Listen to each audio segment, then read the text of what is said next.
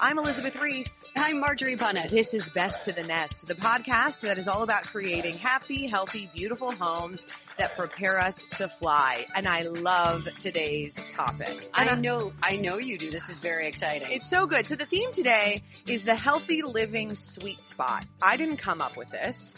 Annalicia Niemela came up with it, and she's our guest today, and you are going to absolutely fall in love with her because her perspective on healthy living and body image is just so good that you just want to keep listening to her talk about it, Marjorie. All morning long. Yeah, keep talking. You totally do. So when we talk about healthy living, I think it's such a loaded word, the word healthy. Well, it's a subjective word. It's totally a marketing word too. Yeah, there right? you go. Even better. Even better. And it's so interesting how when you say like, I'm trying to eat healthy, I'm trying to be healthy, how that means so many different things for so many different people. And then it also comes loaded, I think, with a lot of guilt and a lot of shame. Okay, wait, where does the guilt and shame come in for you? If you're not living up to it. Now, personally, I don't do guilt and shame when it comes to food at all. No, because you're great. I mean, your diet's really good. It's pretty good, but even when I eat junky stuff, I just feel like I don't understand the point of feeling guilt is one thing. I don't see the point in feeling shame at all, ever. Good. It's a terrible emotion. It should be completely written off. It's not productive at all. It doesn't make you better because you felt ashamed. I like that you've just hit on that because I am okay with guilt. Yeah. Not so much with shame. You're exactly right. You you were raised a Catholic, so you're really recovering. I'm good. I'm good with guilt.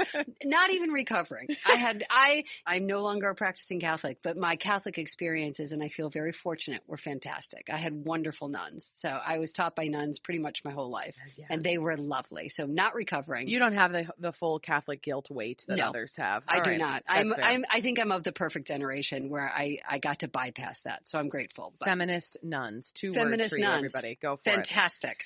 it. So healthy can be a loaded term, and I think it can be a real struggle for people to figure out what is healthy and exhausting because so much of it is marketing and what we're told by the government is good to do and then what we're told that we shouldn't do. And it's like you're just constantly bombarded with messages. And so today is all about trying to find the sweet spot, trying to find this sweet spot in the midst of multiple elements of health. And what everybody's telling you. Yes. And then being there. So our guest today is Annalicia Niemela. Now she helps people who not only want to be fit and healthy, but they want to be fit and healthy in a long-term way and a way that doesn't mess with your mind or the mental health of your children. Ooh, now that's a good one. She has a groundbreaking philosophy and she is helping people find their unique, healthy living sweet spot. So it's this idea of being healthy with ease in a way that's sustainable and in a way that fosters peace of mind. And she's the leader of the Exercise 180 movement. She does Pilates and yoga. She's taught all of this for decades.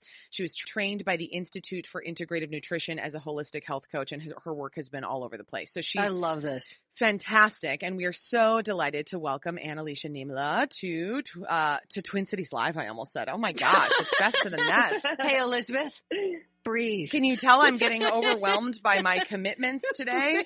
Breathe. Oh my gosh, you guys. Good morning, Annalicia. Hi, ladies. Happy to be here. You guys, I have podcast recordings. I'm singing a duet with Amy Grant and getting on a flight to Nashville all before 3:00 today. That is legit what's happening, and it's 9:43. And I can hear it in your voice because you're talking even faster than usual. Because it's almost like I have to fit everything in. I have to make sure I make my flight. And I totally get that kind of day. Maybe in post they can slow me down. Well, I don't know. I think I like how fast we talk usually, Elizabeth, because I think we always fit 2 podcasts in one. So it's fine. It's fine. It's what we do. That's so true. Okay, so Annalicia, I do want to start though with you with this idea of health and your body because I know you're so wonderful about talking about how you haven't always had this viewpoint and you were really hard on yourself for a long time. I think this is so relatable. Can you tell us about that? Yeah, absolutely. You know, my health journey really began when I was 18, when I heard about the freshman 15 for the first time, which I'm sure a lot of women can relate to. You go to college and you hear like, oh my God, a lot of girls, gain 15 plus pounds in the first quarter or semester. And prior to that, I hadn't really thought about my body or weight or health at all. I was just kind of on autopilot. I was a 3-sport athlete in high school, so I just didn't really think about health. And when I remember sitting with a bunch of girls in my dorm and hearing about the freshman 15 and feeling this like overwhelming anxiety, like, oh my God, I could get fat. And what does that mean? And I had no idea what to do. I didn't know how to be healthy. I didn't have any health habits really in place.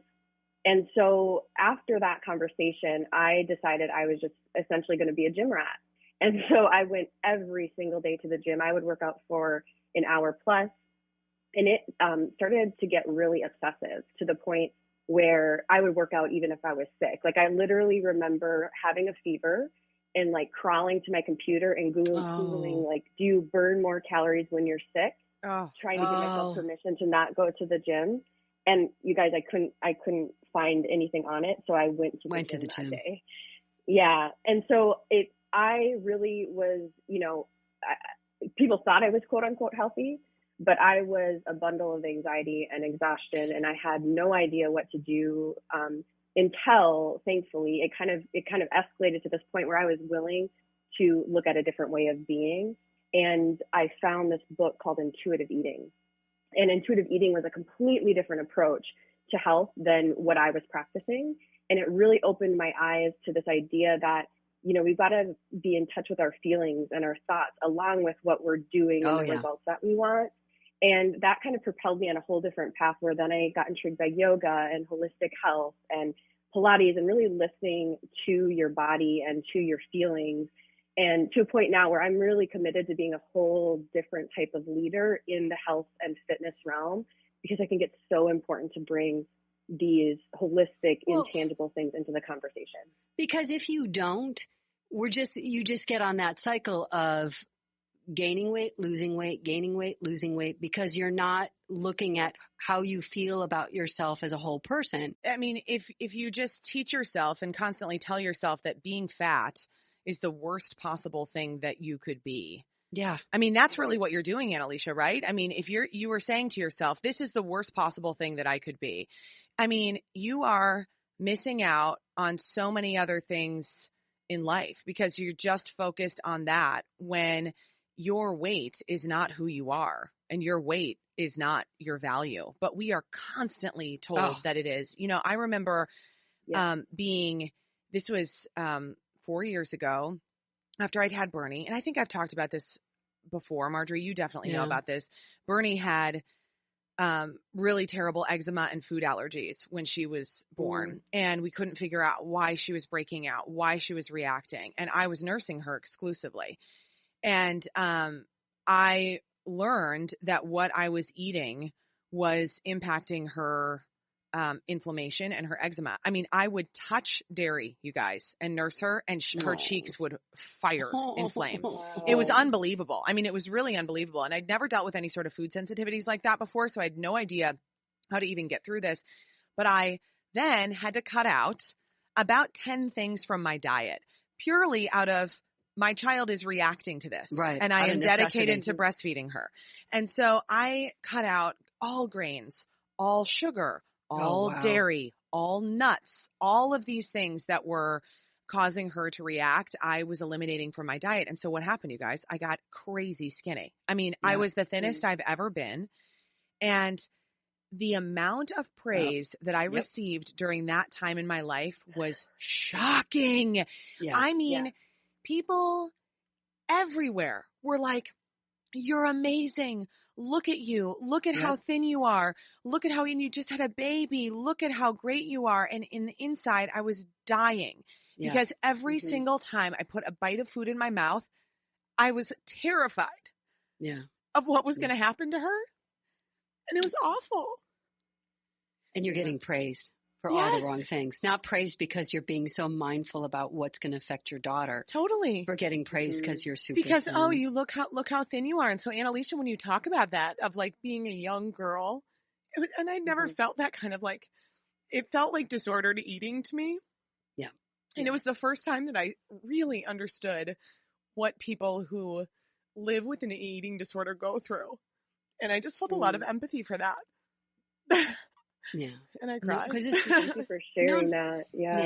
It's hard. Because I think about that. Like one thing I talk about is when I was in the most like total psychological warfare time of my life is when I got praised the most as well. Yeah. Yep. And it really is traumatic because it's hard to break the cycle then, or you have this fear of doing things with more ease and more peace and more joy because you don't know if you can maintain what everybody is praising. For sure. So I always talk about like we have to be more mindful about what we're praising in other people because it has a huge effect. And just because someone has lost weight doesn't mean it's like worthy of praise because you don't know what's going on between their ears. Yeah, that's so ladies, true. Thank you so much for sharing that. Yeah. Ladies, we're 3 for 3. So I was, and when I was about 22 or 23, I was working in the news business and I'm 5'4", and I was 93 pounds. Oh my gosh, Marjorie. And getting more praise from everybody but my family. But everybody at work, super tiny, super thin. And to the point of you don't know what's going on in somebody's life. For me, the more I got praised, the more obsessive I became about not eating. Because you just think, oh my God, and I look great. Yeah. And, you think you just look so great. I was a size 2. And, weighing anywhere in the 90s when you're 23 years old and you're 5'4" is not healthy because I know what I was eating then, which was almost nothing but coffee. Mm-hmm. So, I do think, and I know people are trying to be kind, but I think sometimes what they don't realize is when they praise somebody who's super thin, for most people, that's not natural. For most people, there are people out there who are just tiny by nature. But for most people to be that small, it's not natural. And so there is probably something else going on. And you have to be careful about how you praise that because like in your case, Elizabeth, I'm sure, and for me and for all of us probably, what that makes you feel like is, oh my God, if I gain 10 pounds, will I not be as attractive? Oh yeah. Was that, and you can't help but go down that rabbit hole. It's impossible to not, even no matter how healthy you feel like your self-image and your confidence is, it's impossible to not. So Annalisa, I wonder, and I know I want to talk about kind of finding that sweet spot for sure, but I do want to ask you, since we sort of went down this road and, I cried in the podcast, which is the whole thing. When we're talking to people about their weight, so if you have say you have a very good friend, okay? So say I see Marjorie and I haven't seen her in a while and I go, oh my gosh, you look great. And maybe she's lost 5 pounds or 10 pounds. Or maybe she's just like glowing and bounding and seems like she has a lot of energy. What are the ways that we can, compliment women in our lives on whatever sort of, healthy thing that they're doing that's clearly making them happier and better without going into that territory of just skinny praising? Skinny praising, yeah. This is such a good question. So it's making me think first off of this study done where, they found that girls are most often met with praise based on their looks, and young girls is most likely like, "Oh, you're so cute," or "That's such a cute dress," and how people don't know how to greet women in our culture with a form of praise other than that. Yeah. So after I heard about that study a few years ago, it's like a practice in my life to just start always just by saying something like, "It's really good to see you." Mm-hmm. Oh, and I like that. Nothing about their looks or, and then that gives it's about who they are. Yeah, right. Yeah. And what I'm trying to portray is like, it's good to see you if you're 20 pounds thinner or 20 pounds heavier. And it's good to see you if you're having a bad day or if you're having a good day. Like, it's just good to see you. And I kind of like that. It's so simple, but it's so kind. It's just good to see you. I've never said that to anybody. I love that. And then I feel like when you say that and you mean it, it opens up this door for people to tell you a little bit about what's going on in their life. And then, I think there's room for praise about what people are doing or the results they're getting. Like once you've had a conversation and they're truly like, they're living their healthy sweet spot. They're not like being unkind to themselves. Does that make sense? Yeah. Yep. And so it becomes a much more human experience where it's not just about like a tagline to say, but just like a conversation to be had. And you can start to feel whether someone needs support or whether they really need like a high five and like, this is awesome. And I think, it's like, that's what relationships are about. That's what being human is about. But for me, it just starts with that simple phrase. Like, it's really nice to see you. I love that. Yeah. I love that. It's just you as a person. And you're totally right. I love what you said about 20 pounds heavier, 20 pounds lighter. Bad day, good day. I'm happy that I get to see you. That makes me pleased. And that's such a wonderful way to acknowledge another human and make them feel important and remember that they are important and that they're just enough, just the way that they are showing up right in this moment. Well, and it's also just an immediate, we're going to connect. Yeah. I'm good. It's good to see you. Yeah. It's immediate. They're just connector words as opposed to, something more superficial. I love that. Yeah, it's great. Well, Annalicia, every time I'm around you, it's like you're like a calming vibe. I mean, you're just, you're like an immediate, just like, you need that this morning. It's really peaceful. I know. When I'm trying to jam 1,000 things into a day, all things that I love. That's such a gift that you give to other people. And so I know also you being so open and honest about, just never striving for perfection. And you once did that helps people relate to you and figure out, okay, how can I embrace health and wellness and make it part of my life without overtaking my life? So let's talk about your whole method for finding this healthy living sweet spot. And it starts with adding in, not cutting out. What do you mean by that? Yeah. So I certainly think there are times in life where, it might be appropriate to go cold turkey on something, or like when you were saying, with your daughter, like with food sensitivities and stuff, like it makes sense that sometimes it makes sense to cut out. But in general, I resonate a lot more with the quote, add in to crowd out, which just means you're focusing on adding in great stuff, vegetables, a wok, water, instead of putting the focus on like, I'm not going to drink wine. I'm not going to, do this. I'm not going to do that. I'm going to cut my calories. And what ends up happening is you start to get more in touch with how you're feeling. So if you truly start to add in vegetables in ways that you like them, you're going to start to crave vegetables, and it's going to crowd out, the chips or whatever. Yeah. And I think what a lot of people don't realize if they haven't practiced health in that way is that they don't realize actually that that's possible. They think health is always about like monitoring and controlling themselves. Or denying. Yeah, exactly. Instead of really trusting that their body is wired to be healthy, and will start to give like the appropriate cravings and stuff the more we trust it. And so it's almost like a practice of trust is like, I'm going to add in great things and trust that, a week from now, a year from now, 10 years from now, like I'm eating and I'm doing a lot of those great things, and the things that I'm maybe not as proud about have been minimized. I love that practice of trusting your body. I think we just look at our bodies with skepticism and fear and distrust all the time. We're constantly waiting for it to fail us or to not show up the way that we want it to show up. And I think that saying that you learn to trust your body is a really empowering thing. Well, and I think to something you said at the beginning of the podcast, Elizabeth, I think we think it's complicated because of all of the messages that are sent to us. I think we think it's really complicated when it's not. To your point, it's just if you add in the things that we basically know are good for us. I mean, I think about things the way that my grandmother used to eat. Yeah. And it was all pretty fresh. She wasn't anything. I mean, she wasn't a chef. She wasn't doing anything extraordinary. She was just doing what that generation did because it's what they had. She ate very, pretty small portions, and she ate pretty fresh, and she lived a pretty healthy life. And I think that's, we just complicate things by how many choices we have. Yeah. And, just add in the good stuff. I love that because it's easier if you think of it that way. It's less complicated. Simplicity is another step for you, Annalicia. And I think this is so important to talk about because we are, as Marjorie mentioned, it's so overcomplicated. I mean, the thing is when your grandmother was eating that way, Marjorie, it's like, that's just what was available. So that's how you ate.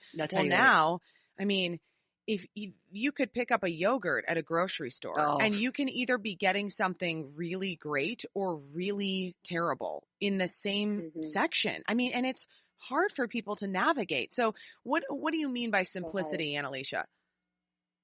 Yeah. So I always tell people err on the side of simple, because what I see happening all the time is because we don't have these foundations of health in our culture and traditions, like a lot of older cultures have more traditions around foods. They're not constantly questioning things. Yeah. Because we don't have that in our culture, and we also haven't been taught like great foundations. what I see people do a lot is they kind of neglect their health, and then suddenly they want to get quote unquote healthy, and then they'll do this like really complex diet, and then they go back to neglecting their health. And so I always tell people, like, we want to err on the side of simple so that we have safety nets. So one day, someday, it might be appropriate or good for you to try a more complex thing, but we want to make sure our safety nets are in place.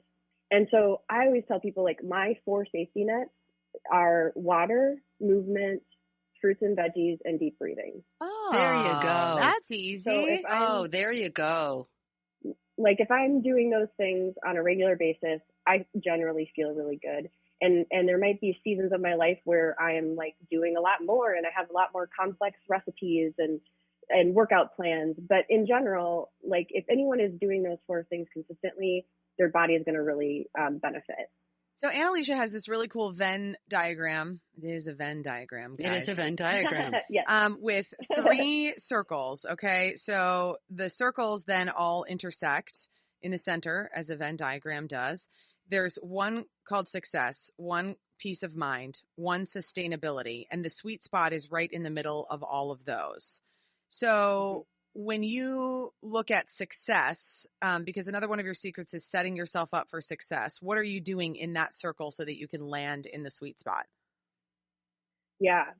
So for success, like the example I often give is, if you were wanting to be a successful piano player, but you'd never played before, you would realize like there's steps to get there, right? Yeah, and then you would decide not to do it because it's too much work. Yeah, and wrong message, Elizabeth. Yeah, let's restart this. Yeah, way to go. But what I do want people to realize is that, like, being healthy is a skill in our culture because we weren't taught it naturally.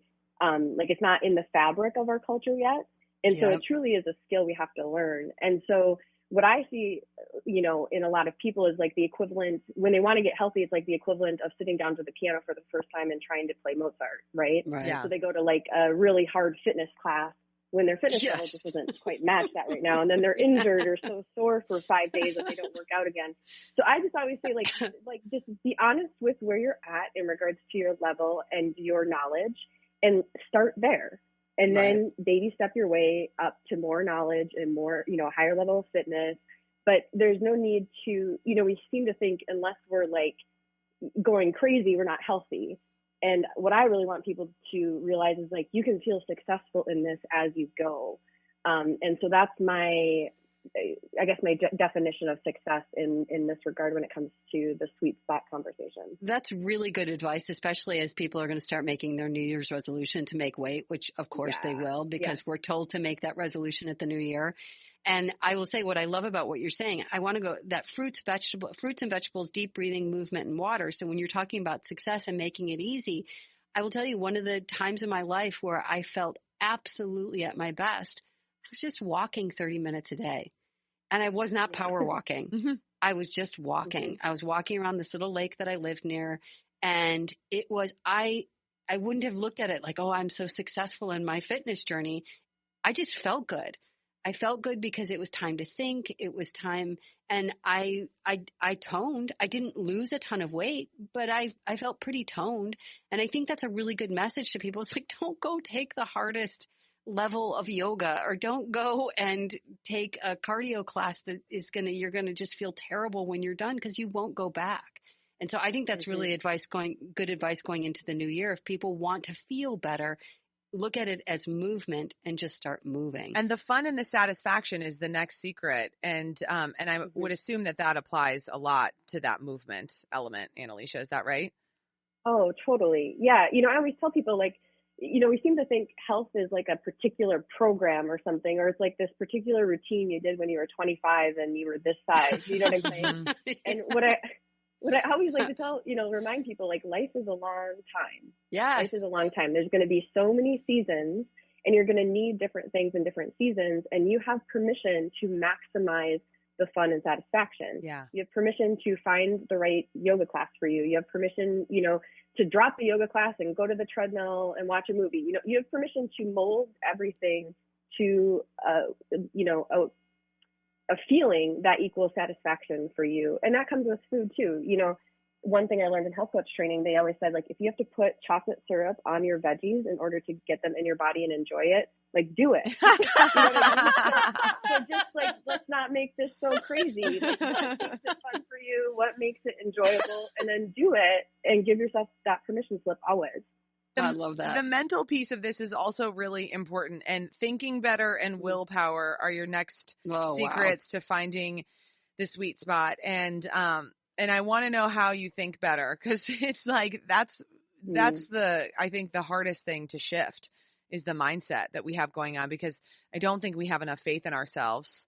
And I think we're so, outcome oriented that we're just obsessed with that final number, which, newsflash, once you get to that weight number, I mean, it doesn't just stay there. No. Like, well, if you haven't reevaluated how you're thinking about things, if you haven't changed the way you're thinking about things, you won't stay at that number. That's and totally then you're true. in the cycle, and then you're off and running. So how do we think better? True. Well, I think the first step is realizing it's valuable to think better. Yeah. Does that make sense? Yeah. So that's why it's like secret number 5 is focus on thinking better. I think if you are at a place where you're willing to be like, oh my gosh, that is of value, because we undermine it in our society. We're such an action oriented doing society. And so I think first step is like really being aware of what you're thinking and realizing that that has a huge effect. And part of my philosophy is not only the Venn diagram, but I also have these quadrants. And on the horizontal axis is like doing an action. And then on the vertical axis is the intangible. So that's like thinking and being. And what I find is that, you know, one of the reasons I'm so passionate about helping people stop praising willpower is because whenever we're using willpower, we're often in what I call the bottom right quadrant. So if you think of like healthy behaviors on the right side and unhealthy on the left, and then happy and on the top and unhappy on the bottom. Yeah. Usually when we're using willpower, we're doing healthy behaviors, but we're unhappy to a certain extent. Oh, And, yeah. Yeah. And what I found is there's this thing that I call the vicious 180. And the vicious 180 is actually this a triangle on the 4 quadrants. And the reason I call it a vicious 180 is because if you add up all the angles of a triangle, you get 180 degrees. Mm-hmm. But it's this like vicious cycle where you're not like doing a true 180 shift where things are getting better and you're able to sustain it. So what happens is usually you stay in the bottom right quadrant until like you can't take the exhaustion and the unhappiness. Yep. And then you pop up to the top left where you're a bit more happier and lighter, but you're doing like the unhealthy behavior.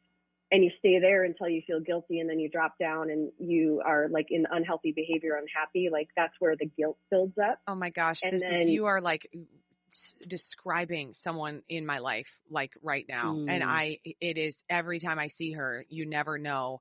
Well, then you can figure out which quadrant she's in. Where she is. Oh my gosh, Annalisa. Yeah. And imagine how exhausting it is to be exhausting. So exhausting. Because it's either you're on or you're off. You're unhappy or you're happy. Yeah.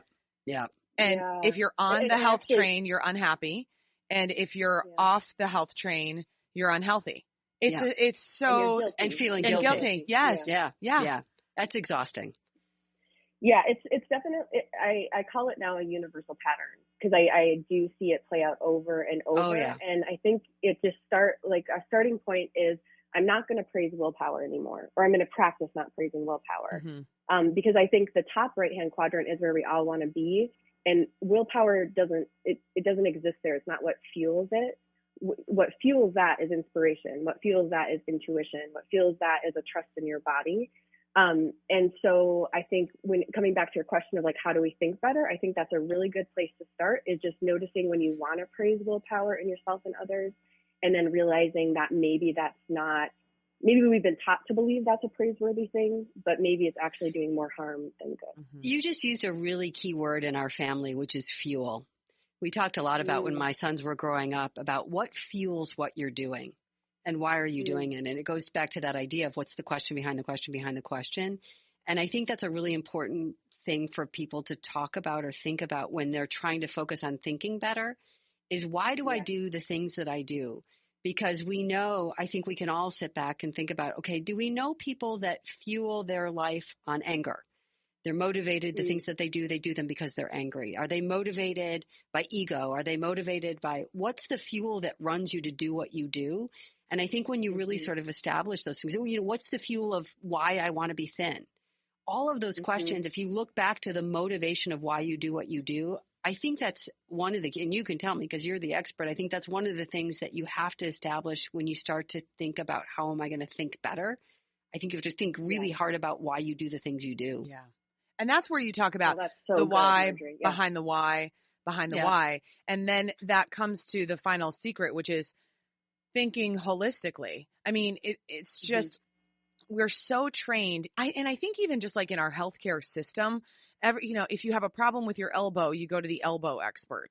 If you have a problem with your knee, you go to the knee guy, versus like this idea of looking at our whole body and our whole mind. I mean, mental health, we've just designated as completely separate from physical health. Which is insane. Is insane to me. Which is a weird word to use, but yes, I know. It's just crazy to like look at life as so segmented, and it just, it's, when you talk about thinking holistically with regards to this sweet spot and this healthy living, what does that mean to you?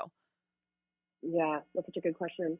Well, I think, going back to the quadrants idea, when I shift to this idea of thinking holistically, I change the labels on the quadrants. So instead of like unhealthy behavior and healthy behavior, I just change it to engaged and disengaged. Oh. And then instead of happy, healthy, I change it to freedom and bondage. And what that does for me is then I can think of any area of my life. Because what I always tell people, if we are robbing Peter to pay Paul, so to speak, for our health, then that shouldn't be labeled as healthy anymore. In our culture, we seem to think that, like if we're neglecting relationships or work in order to be healthy, or if we're neglecting, our home, so on and so forth, for some reason, we've been given permission in our culture to label that as healthy. Right. And what I'm trying to do is completely redefine that. And so part of that redefining is if you are robbing Peter to pay Paul for something, then that isn't healthy. And then we need to reevaluate what's going on. And so I think for me, just changing the labels on those quadrants to be a bit more general gives me a framework to think about my life where I can be honest with myself about whether or not I'm doing that. I love those. I love the renaming because those are big words, freedom and bondage. When you start to think about your life in terms of those ideas, that gets really interesting. And those words are more specific and they've been less hijacked by marketing, like happy and healthy, which I mean, and we say happy and healthy on this podcast. We say, we do, we do, but there is, I know. And every time I say it, I sort of have like a little alarm bell. Marjorie, we might have to do some brainstorming about that because I do think that the words happy and healthy have been so hijacked and also, just come with a lot of expectations. Yep. And when you shift the words that you're using to describe the feelings that you want to have, when we've previously said happy and healthy, I do think that has a lot of meaning. I want to talk about New Year's resolutions with you, Annalisa, because, as people are listening to this, we're heading into the new year and it is such a temptation to go, this year I'm doing this. This is what I'm doing. This is who I am. How does this set us up for failure? Because I know you're not going to say a New Year's resolution is a good idea. I just know it. Yes. So, this is a huge conversation. A couple things that are coming up that seem top of mind is one thing when we set goals that are not what psychology calls process goals. It automatically is a bit disempowering. So, for example, if you say, I'm going to lose 20 pounds this year, that's not a process goal, that's a result goal. And I hate to break it to you, but you actually don't have a lot of control over that because that's your body's responsibility, right? Right. So, if you feel really committed to setting a goal, I always encourage people focus on the process goals. So what are things that you can actually do, you have control over that you feel good about? Okay. So your things that you were talking about, like movement, like daily movement or movement, regularly. And then, I don't know, focusing on 5 bottles of water a day or whatever. These are doable. Exactly. Yeah. And then the big thing when it comes to goals or resolutions is I guess what we've been taught a lot in our culture is like, you can use them as permission to beat yourself up. Yeah. And that is so, I really want to, give people permission to only use goals as a way to fuel yourself and make yourself feel good about yourself. What I make sure to think about in my own life is this goal serving me or am I serving it? Yes. And if it ever flips to I'm serving it, then I know it's not being used in a way that's truly healthy. Mm-hmm. All I was going to say is it's interesting as you're talking about New Year's resolutions and how we should look at not doing it. I was thinking, I think this year what I want to do is look at what I did really well this year and say, I want to continue that next year. Oh my gosh, Marjorie, that's so good. Yes. Because I've already achieved it. It's like it's so attainable. Yeah, I love that. I'm going to do that. You can just build off the momentum of success, right? Exactly. Oh, this is very inspiring. That's really, really good. I know. I like looking at it that way. And, on Best to the Nest, we always talk about bringing it back to your home. And one thing that I thought was so important about talking to Annalicia on this podcast is that, Annalicia provides a lot of content, creates a lot of content for home, including workouts and movements that you can do at home.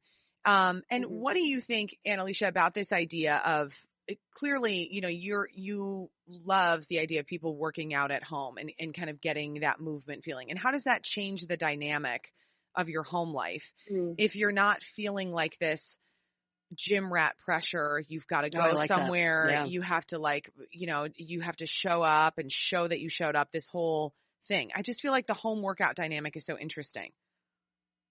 It is. And I'll just preface by saying, like, I think there are seasons in life and there's a lot of great ways to be healthy. Yeah. And, sometimes going to the gym is really great for a person or myself at certain times. But the two words that come up when you ask this question are freedom and cozy. Mm-hmm. And those are two values or two ways of being or feelings that are really important to me. When I can feel cozy and when I can feel free, I just feel good. It's like you feel like yourself, right? Yeah. And I think there is a power in working out at home where you can do it whenever you want to. You can look however you want to look. You're not trying to prove something. It's really about just feeling good because you're not showing up to like prove anything to anybody or look a certain way. Yeah. And I love that about that option. I do too. And for me, I do a very, very, very simple, I would just say it's more stretching even than yoga. And I try and do it every day. Mm-hmm. And what I found was I like doing it in the dark. I just like doing it in the dark. Nice. And so it goes back to that feeling of cozy, that it's relaxing. I follow along from this woman on YouTube and I can play that. I can play it in the dark and I'm more likely to do that. It's just a 20-minute stretch, but I'm more likely to do that at home than I am to go someplace. Because I used to love candlelight yoga stretch classes. Oh, I used to love that. They're so nice. Mm-hmm. But you still have to get there. You still have to dress. You still have to do all that. So it's just been a really nice habit to just say, I just do this at home, turn the lights off. It's very relaxing. It's very relaxing. But that's about shifting the mindset. And, that kind of brings us just back to the beginning of what we've talked about with Annalicia from the beginning, which was, what was going on between your ears while you were getting all of this praise for how you looked. And it wasn't great. And if you can shift the focus from movement as related to, I'm doing this so that my body will conform to the expectations that I and everyone else have for it, to I'm moving because it makes me feel free, is it's just a full shift. It's like a total life change. And that's what you're promoting, Annalicia. I mean, you talk about these things in a way, and I talk to a lot of fitness people, and you talk about it in a way that nobody else talks about. And I just hope that more and more people continue to hear your voice, because I do think that it's important work that you're doing. We love you. Thank you so much. Thanks so much for tuning in. If you found this content helpful, please consider liking this video and dropping a comment. It really helps my channel grow and helps get this content in front of other people who might find it helpful as well. Also, if you found yourself intrigued by the concepts I shared in this video, such as the Vicious 180 or the 4 quadrants of life, I'm excited to let you know that I have an entire 6-module digital course based on these concepts, and you can tune into it right now for free right here on YouTube. To do that, simply find the playlist on my channel entitled Exercise 180 Course. If you want to dive in right away, you should see a link to the first lesson of the E180 course on your screen now. You'll also find links to all these things and more in the description box of this video. Thanks again for tuning into my content. I'm happy our paths crossed in this way, and I hope to stay connected.